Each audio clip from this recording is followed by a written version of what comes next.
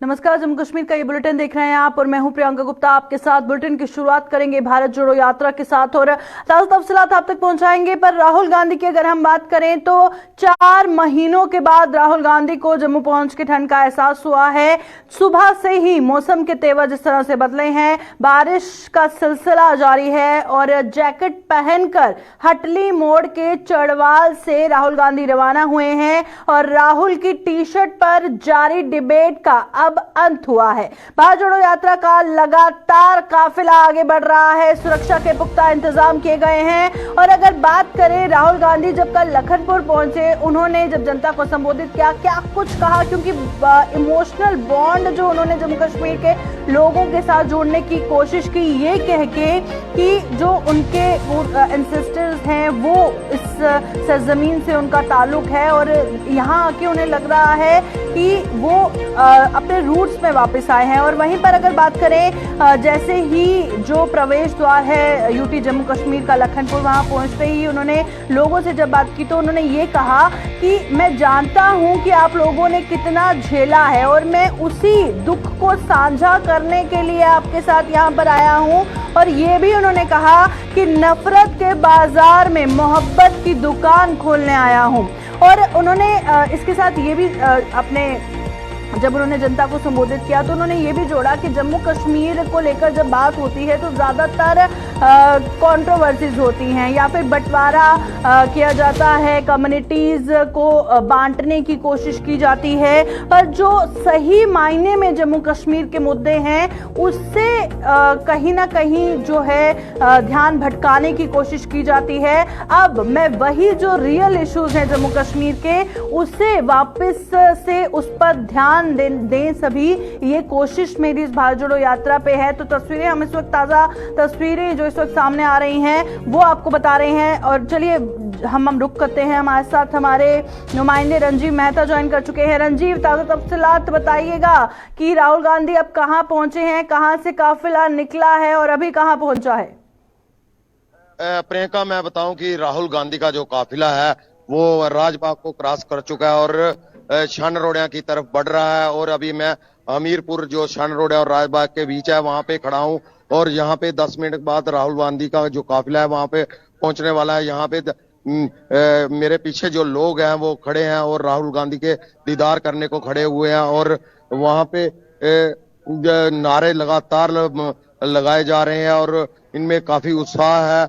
और ये बात करेंगे राहुल गांधी की तो उन्होंने जो टी शर्ट का जो पहनी थी 4 महीने पहले से जो लगातार चल रहे थे, जिसके ऊपर काफी सियासत देश भर में गरमाई थी, लेकिन आज जम्मू कश्मीर के मौसम को देखते हुए उन्होंने आज जैकेट भी पहना और जैसे ही बारिश थमी और फिर जैकेट खोल के अभी एक बार फिर वो टी शर्ट में जहाँ पे चल रहे हैं। और मेरे पीछे आप लोग देख रहे हैं, मैं कैमरामैन को बोलूंगा कि एक बार फिर आपको दिखाए कि लोगों की तस्वीरें दिखाए और कि पूरा जो यहाँ के लोगों की तस्वीरें दिखाए। लोग लगातार नारे जो लगा रहे हैं और जो यात्रा के साथ लोग चल रहे हैं वो भी झंडा उठाकर राहुल गांधी की तस्वीरों वाला वो लगातार चल रहे हैं हाईवे के ऊपर। ये शान रोडिया से करीब पहुंचने वाले हैं और यहाँ पे जो लोग यहाँ पे इस यात्रा को देखने के लिए आए हैं वो भी हमारे साथ हैं।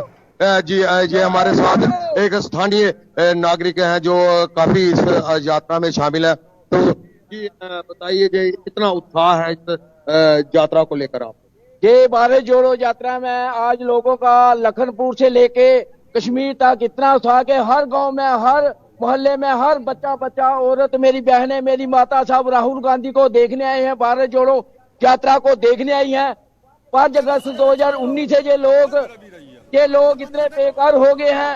इनको 370 टूटने के बाद ना तो कोई नौकरी है, ना इतनी बेरोजगारी बढ़ गई है। किसान नीचे जाता नीचे जा रहा है और डूब रहा है।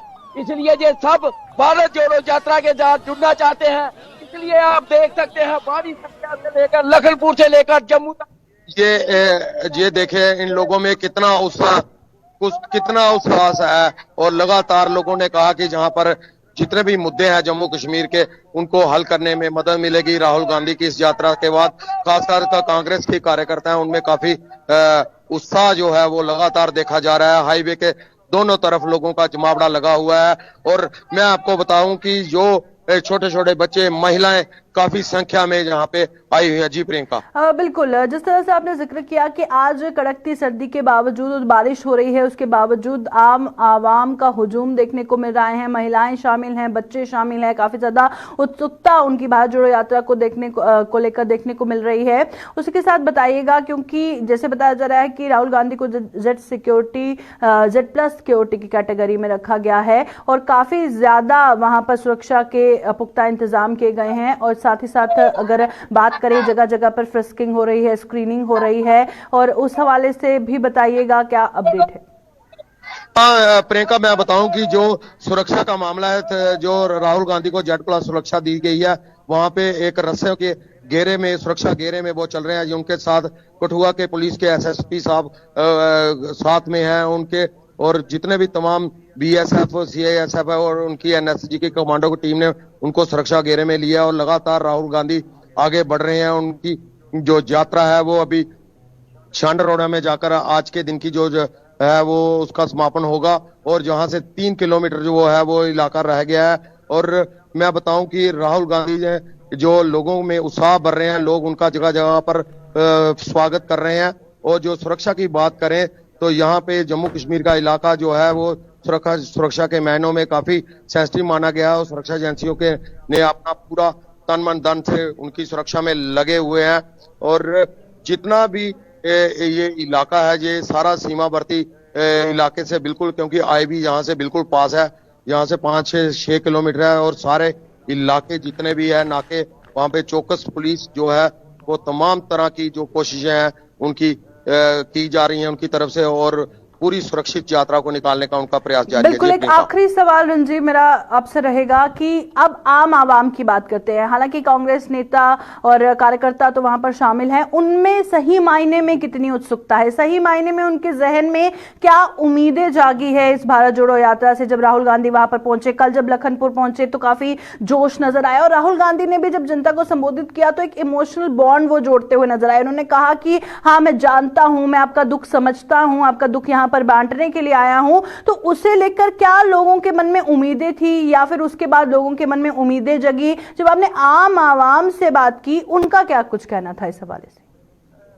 प्रियंका, मैं बताऊं कि जो स्थानीय मुद्दों की बात करें तो इस यात्रा को लेकर लोगों में काफी उम्मीद जगी है। लोगों का कहना है कि जो यहाँ पे जम्मू कश्मीर के मुद्दे हैं, क्योंकि जहाँ पर कोई एक पॉपुलर सरकार नहीं है, और जिसके चलते लोगों की सुनवाई को लेकर लोगों के कितने पिछले 1-2 साल से जो लगातार लोगों की आवाज सड़कों पर उठ रही है, लेकिन उसको उनके जो डिमांड्स है उनको सुनने वाला कोई नहीं है। और इस यात्रा के बाद लोगों में ये उम्मीद जगी है कि उनके जो स्थानीय मुद्दे हैं वो उनको हल करने में काफी मदद मिलेगी। और एक तरह से माने कि आम जनता जो है राहुल गांधी के इस यात्रा को लेकर काफी उत्साहित है, और लोगों की उम्मीद लगातार उनकी इस यात्रा पर बंधी हुई है। मैं बताऊं कि यहाँ पे जो लोग आए हैं, जो छोटे तबके का जितना भी लोग आए हैं, उन लोगों का कहना है कि पिछले कुछ समय से उनकी सुनवाई के लिए यहाँ पे कोई नहीं था, लेकिन राहुल गांधी की यात्रा आने के बाद उनमें बहुत उम्मीद जगी है, और कांग्रेस की कार्यकर्ता भी उत्साहित है। चलिए, बहुत बहुत शुक्रिया रंजीव ज्वाइन करने के। रंजीव मेहता जिस तरह से बता रहे थे कि लोगों में खास तौर पर काफी उत्सुकता है, उनका मानना है कि जो मसले मिसाइल अभी तक हमारे वैसे के वैसे थे, किसी ने सुनवाई नहीं की, कहीं ना कहीं कोई समझने वाला आया है। और उसी के साथ सुरक्षा के हवाले से आपको अपडेट दिया, लोगों का हुजूम देखने को मिल रहा है आज बारिश और सर्दी के बावजूद। और ताजा तस्वीरें इस वक्त हम ग्राउंड से दिखा रहे हैं, जहां पर जिस तरह से राहुल गांधी हटली मोड़ से चढ़वाल रवाना हुए हैं।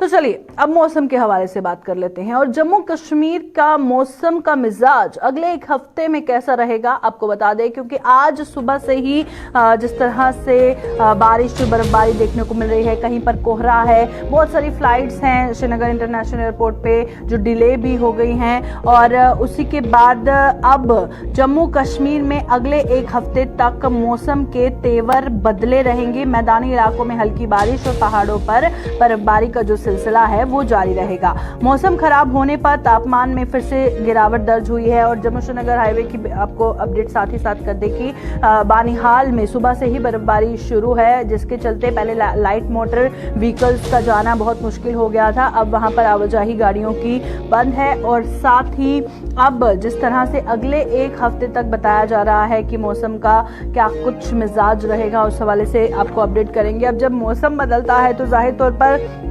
जो लोगों की मुश्किलें हैं वो भी कहीं ना कहीं बढ़ती हैं। पर दूसरी तरफ हम देखें कि जब बर्फबारी होती है या इस तरह का मौसम होता है तो टूरिस्ट बहुत ज़्यादा रुक करते हैं। और अगर वादी कश्मीर की बात करें तो बहुत सारे टूरिस्ट वहाँ का रुक कर रहे हैं। और जम्मू कश्मीर का ऑल ओवर मौसम का अपडेट देने के लिए हमारे साथ रितिका राजपूत ज्वाइन कर चुकी हैं, हमारी संवाददाता।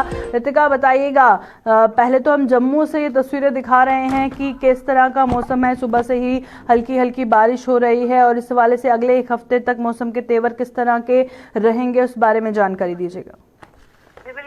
जी बिल्कुल, आपको बता देना चाहते हैं पिछले 2 दिनों से तापमान में गिरावट जो है वो देखने को मिली थी, जिसके चलते आज से बारिश शुरू हो चुकी है। और आज की अगर मैं बात करूं, यहाँ पे टेम्परेचर 13 डिग्री सेल्सियस के हिसाब से चल रहा है और न्यूनतम तापमान की बात करूं तो 7 डिग्री सेल्सियस के हिसाब से चल रहा है। और आने वाले जो अगले 2 दिन होंगे उन 2 दिनों में बारिश तो ज्यादा नहीं बताई गई है, परंतु हल्की फुल्की धूप खिलेगी और उसके साथ बादल भी छाए रहेंगे। उसके बाद अगर मैं बात करूं 23 तारीख की, 24 और 25 तारीख, ये 3 दिनों में लगातार बारिश दिखाई गई है।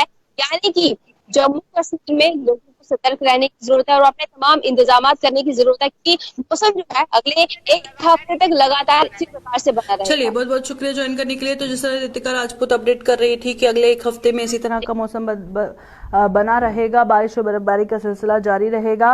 और जम्मू कश्मीर में मौसम का मिजाज आज सुबह से ही बदला है। मैदानी इलाकों में हल्की बारिश और पहाड़ों पर जो बर्फबारी का सिलसिला है वो लगातार जारी है और मौसम खराब होने के चलते तापमान में फिर से गिरावट दर्ज हुई है।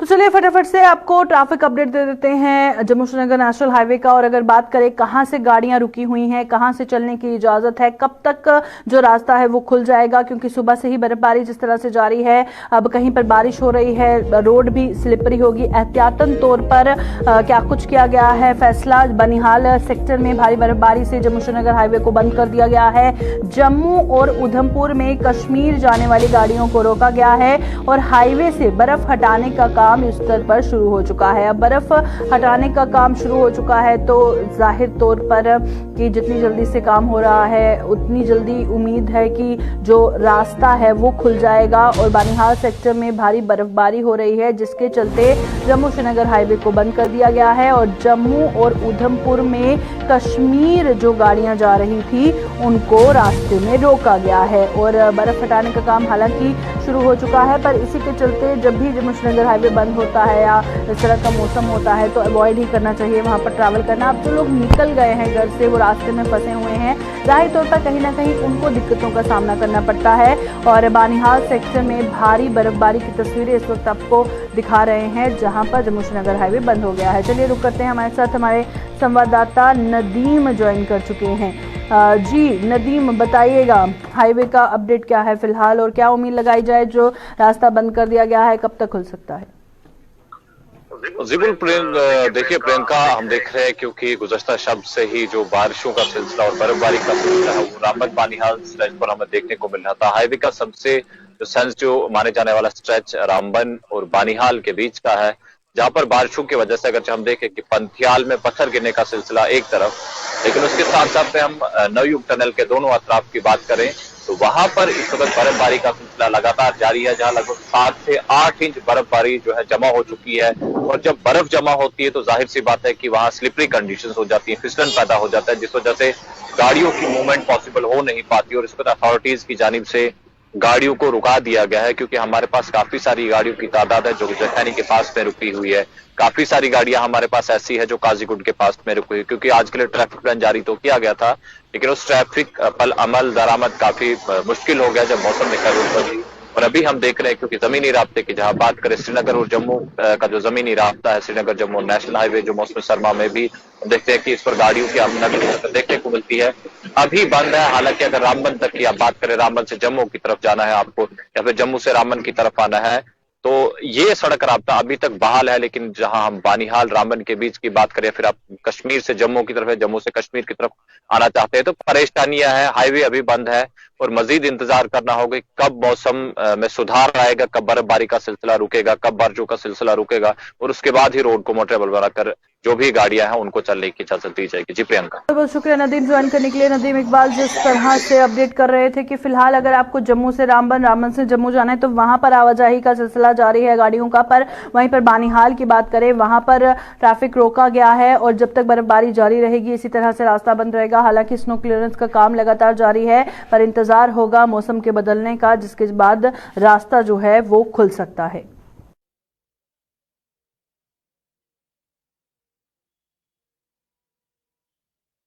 तो चलिए अब जहां पर हमने आपको जम्मू श्रीनगर हाईवे का अपडेट दिया, मुगल रोड का भी अपडेट दे देते हैं क्योंकि बर्फबारी का सिलसिला वहां पर भी शुरू हो चुका है और इसके चलते क्या वहां पर आवाजाही के लिए रास्ता खुला है या नहीं। सबसे पहले बात करेंगे पुंछ की, तो पुंछ जिले के ज्यादातर जो इलाके हैं वहां पर सफेद चादर बर्फ की बिछी हुई नजर आ रही है और ऐतिहासिक मुगल रोड की बात करें तो यातायात के लिए मुगल रोड को एक बार फिर से बंद कर दिया गया है। सब्जियां मंडी मार्ग जो है वहां पर भी बर्फबारी हो रही है, जिसके चलते वहां पर भी ट्रैफिक जो है वो रोका गया है।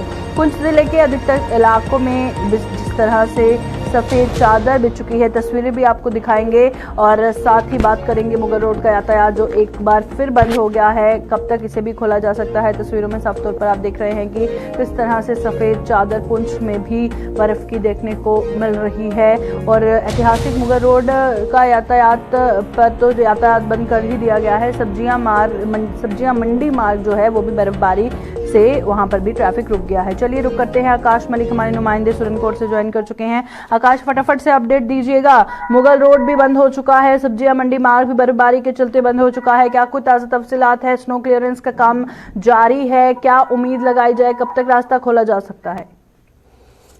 प्रियंका, मैं आपको बताता चलूं कि हिताई पीर पंचाल को जोड़ने वाली मशहूर सड़क मुगल शाहरा जो आज से 1 महीना कबल बंद हो चुकी है और इस वक्त जो है पूरा इलाका, चाहे वो बहराम गला हो, पोशाना के मकाम पर या 2-2 फुट की बर्फ जो है और बहराम गला की बात करें या बफलियाज की बात करें या दूर दराज इलाका जो पहाड़ी है उसमें इस वक्त जो है बर्फबारी जारी है और मौसम जो है काफी खराब है। जी बिल्कुल, और स्नो क्लियरेंस का काम जारी है और क्या उम्मीद लगाई जाए बर्फबारी जब रुकेगी कब तक स्नो क्लियरेंस का काम हो सकता है या क्या कितने दिन इसको लग सकते हैं?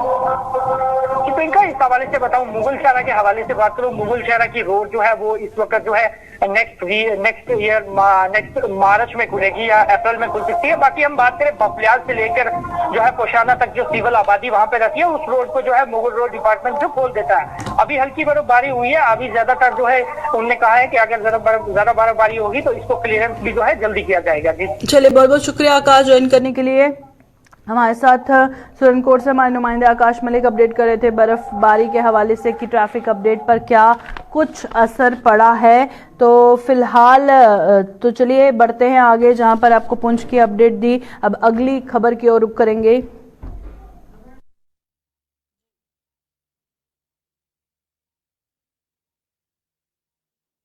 बीती रात से शुरू हुई बारिश ने किसानों के चेहरों पर मुस्कान लौटा दी है। आरिसपुरा के किसानों का कहना है कि इस बारिश से उनकी फसलों में नई जान आ गई है और बारिश थोड़ी ही हुई है लेकिन फसलों के लिए लाभदायक है।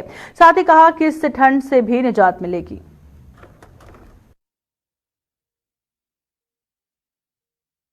ਜਿਹੜੀ ਬਾਰਿਸ਼ ਹੋਈ ਹੈ ਇਹਦੇ ਕਨੇ ਕਿਸਾਨਾਂ ਨੂੰ ਕਾਫੀ ਰਾਹਤ ਮਿਲੀ ਹੈ।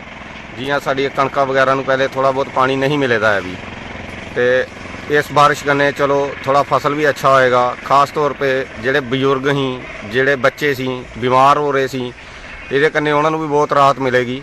ਠੀਕ ਹੈ, ਔਰ ਸਾਡੇ ਜਿਹੜੇ ਪਸ਼ੂਆਂ ਦਾ ਚਾਰਾ ਚੂਰਾ ਨਹੀਂ ਹੋ ਰਿਹਾ ਠੀਕ ਢੰਗ ਕਨੇ, ਇਸ ਬਾਰਿਸ਼ ਕਨੇ ਰਾਹਤ ਮਿਲੇਗੀ। ਬਾਰਿਸ਼ ਮਹਾਰਾਜ ਬੜੀ ਮੌਕੇ ਦੀ ਪਈ ਹੈ, ਪਈ ਤੇ ਥੋੜੀ ਹੈ ਲੇਕਿਨ ਜਿੰਨੀ ਵੀ ਪਈ ਹੈ ਬੜੀ ਸੋਹਣੀ ਪਈ ਹੈ। ਇਹਦੇ ਨਾਲ ਫਸਲ ਵਗੈਰਾ ਨੂੰ ਕਾਫੀ ਫਰਕ ਪਿਆ। ਬਾਕੀ ਸਰਦੀ ਦੀ ਵੀ ਰਾਹਤ ਮਿਲੇਗੀ ਔਰ ਜਿਹੜੀ ਪਹਿਲਾਂ ਸੁੱਕੀ ਸਰਦੀ ਪੈ ਰਹੀ ਸੀ ਇਹਦੇ ਨਾਲ ਜਿਹੜੇ ਬੱਚੇ ਬੂढ़े ਤੇ ਇਹਨਾਂ ਨੂੰ ਛੋਟੀ ਮੋਟੀਆਂ ਬਿਮਾਰੀਆਂ ਲੱਗਣ ਦੀਆਂ ਉਹਨਾਂ ਤੋਂ ਵੀ ਥੋੜੀ ਜਿਹੀ ਨਿਜਾਤ ਮਿਲੇਗੀ ਔਰ ਬੜਾ ਫਰਕ ਇਹਦੇ ਨਾਲ ਪਵੇਗਾ ਜੀ। ਕਿਸਾਨ ਖੁਸ਼ ਨੇ ਫਸਲ? ਹਾਂਜੀ, ਹਾਂ ਇਹ ਜਿਹੜੀ ਬਾਰਿਸ਼ ਪਈ ਹੈ ਇਹਦੇ ਨਾਲ ਕਿਸਾਨ ਵੀ ਖੁਸ਼ ਨੇ। ਉਹਨਾਂ ਨੂੰ ਇੰਨੀ ਉਮੀਦ ਹੋ ਗਈ ਹੈ ਕਿ ਚਲੋ ਸਾਡਾ ਜਿਹੜਾ ਕੋਈ ਫਸਲ ਹੈ ਥੋੜਾ ਬਹੁਤ ਭਗਵਾਨ ਸਾਡੀ ਮਦਦ ਕਰ ਦੇ ਤੇ ਮਤਲਬ ਅੱਛੀ ਹੋ ਜਾਏਗੀ। सरकार के स्टेट और फॉरेस्ट लैंड को खाली करने के आदेश के बाद राजस्व विभाग ने स्टेट लैंड की निशानदेही करने का काम शुरू कर दिया है। और अगर जम्मू के आरएसपुरा की बात करें तो राजस्व विभाग ने सरकार के इस आदेश के बाद तहसील के गांव बड़याल ब्राह्मणा में लगभग 300 कनाल जमीन की निशानदेही कर सरकार के बोर्ड लगा दिए हैं और लोगों को इन जमीनों को खाली करवाने के आदेश भी जारी कर दिए हैं। टोटल हमारी स्टेट लैंड है जो अगर डेटा अवेलेबल है जो एनक्रोच हुई है वो लगभग कोई 3000 कनाल के आसपास है, जिसमें से कल की डेट तक हमने लगभग कोई 300 कनाल के आसपास जो रिट्रीव की हुई है। इसमें से मेजर चंक जो था वो बड़ियाल ब्राह्मणा का है जो तवीली किनारे है, वो काफी स्टेट लैंड हमारी वहाँ पे है। तो जैसी डायरेक्शन रहेंगी आगे भी वैसे ही हम इसमें कार्रवाई करते जाएंगे। अभी हमारा पहला प्राइम फोकस वो है कि जो खुली जमीनें हैं पहले हमने वो रिट्रीव करनी है। जब एक बार वो वाला हमारा जो पैच है वो बड़े बड़े जो ट्रैक्स हैं स्टेट बैंक के वो रिट्रीव हो जाएंगे, उसके बाद में देखते हैं गवर्नमेंट की जो पॉलिसी रहेगी उस हिसाब से हम भी आगे करेंगे। ऑल इंडिया के पीओके शरणार्थी इंटेलेक्चुअल फोरम ने सरकार के इस आदेश की कड़े शब्दों में आलोचना की है, जिसमें सरकार ने स्टेट और फॉरेस्ट लैंड को कब्जा मुक्त करने की बात कही। फोरम के प्रधान अमरीक सिंह ने बताया कि सरकार के इस आदेश से कई गरीब लोग बेघर हो जाएंगे और उनके हाथों से रोटी का निवाला भी छिन जाएगा। उन्होंने सरकार से इस आदेश को वापस लेने की मांग की है। गवर्नमेंट ने कुछ देर पहला एक सर्कुलर नोटिफिकेशन सर्कुलेट किया है कि सरकारी ज़मीन जिन लोगों के पास है, ख्वाह वो रोशनी एक्ट के मुताबिक हो, ख्वाह वो फॉरेस्ट लैंड हो, ख्वाह वो घास चराई हो, उस ज़मीन को गवर्नमेंट ने कहा कि लोगों को नोटिस दिया कि खाली करें 31 तारीख से पहले। 31 तारीख से पहले चीफ सेक्रेटरी ने जो नोटिफिकेशन निकाला है कि 31 तारीख से पहले सभी डीसीज जितने भी 20 डिस्ट्रिक्ट हैं हमारे जम्मू कश्मीर में, सभी डीसीज को ये हुक्म किया है कि सभी ये ज़मीन खाली करके हमें रिपोर्ट दें। उस सिलसिले में कहते हैं ये जो गवर्नमेंट का आर्डर है ये अच्छा नहीं है। गरीब लोग हैं जिनके पास कनाल 2 कनाल 10 मरले 20 मरले में मकान बनाया है और सदियों से रह रहे हैं और उसी ज़मीन पर वो अपने फैमिली का पाल पोषण करते हैं। उन लोगों को हरास करोगे तो ये बड़ा उनके साथ बहुत जुल्म होगा और इंतहा के उनके खिलाफ जो है बड़ा मैं तो कहता हूँ बड़ा गलत हो जाएगा। जम्मू के सुपर स्पेशलिटी हॉस्पिटल में दिल के मरीजों के लिए भी आयुष्मान भारत योजना बेहद कारगर साबित हो रहा है और इस योजना के तहत दिल के मरीजों में स्टंट के साथ साथ पेसमेकर भी लगाए जा रहे हैं। हॉस्पिटल के डिप्टी सुपरिटेंडेंट डॉक्टर संजू गित्ता ने बताया कि यहां आयुष्मान भारत योजना के तहत बेहद उम्दा काम हो रहा है और दिल के मरीजों को बेहद सुविधा मिल रही है। इस वक्त तक जो हमारे पास आंकड़े वो ये दिखाते हैं कि 83 से 98 तक 100% भी किसी महीने में हमारे कन्वर्शन रेट हुए हैं कि 100 लोग हमारे पास आए तो 100 लोगों को हमने वो फैसिलिटी दी है। जैसे हम जो स्टंट देते हैं 15 स्टंट ऑन एन एवरेज रोज के लगाते हैं। उसके बाद हमारे पास जो एंजियोग्राफी 15 एंजियोग्राफीज हम करते हैं ऑन एन एवरेज, जो मैं ये बता रही हूँ। 3 जो है पेसमेकर, 3-4 कभी 4 इमरजेंसी भी डालना पड़ जाता है किसी पेशेंट को, पर 3-4 जो पेसमेकर्स हम डालते हैं। तो सुपर स्पेशलिटी में इस वक्त सबसे ज्यादा अच्छा काम जो है वो आयुष्मान भारत का हो रहा है, जो हम लोग चाहते हैं कि मोदी जी की बहुत अच्छी योजना है जो घर घर तक पहुंचनी चाहिए।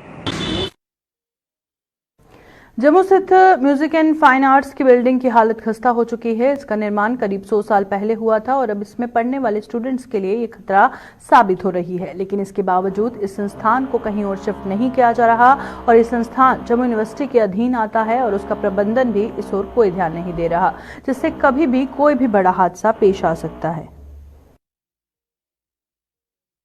आपने तो इतनी सुध ली है ना, ये बहुत बड़ी पुरानी बिल्डिंग है। ये महाराजा पुंछ की ये हवेली थी, यहाँ महाराजा पुंछ रहते थे। आज उसको फाइन आर्ट कॉलेज के रूप में उसको बनाया गया है और इसकी जो हालत देखकर ये लगता नहीं ये कॉलेज है। और इसकी हालत इतनी खर्चा है कि गवर्नमेंट इसकी तरफ ध्यान नहीं दे रही है। ये एक हेरिटेज है हमारे समाज की, कि जम्मू कश्मीर की हेरिटेज है, क्योंकि ये 100 साल से भी ज़्यादा पुरानी बिल्डिंग है और ऐसी बिल्डिंगें आजकल कहीं मिलती नहीं।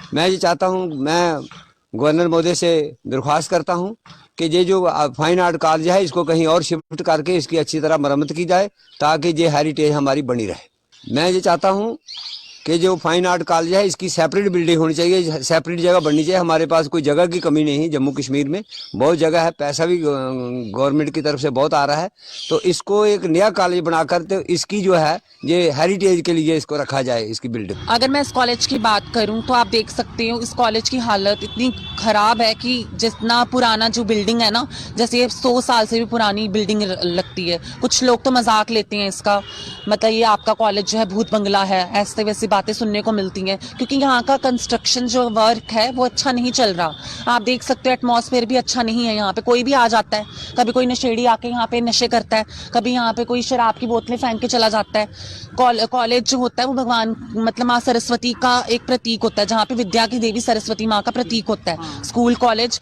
और यहाँ कॉलेज में देखो, आप देख सकते हो, मैं यहाँ पहली ट्रांसजेंडर पढ़ रही हूँ और यहाँ पे मतलब कि वॉशरूम्स भी देखो कितने गंदे हैं, कंस्ट्रक्टेड नहीं किए। जो पहले वाइस चांसलर थे उनसे भी हमने अपील की थी कि यहाँ पे होना चाहिए वॉशरूम्स, मतलब ठीक होने चाहिए, बट उन्होंने कुछ नहीं किया। लेकिन अब के वाइस चांसलर से भी मेरी गुजारिश है कि यहाँ पर आके देखिए हालत।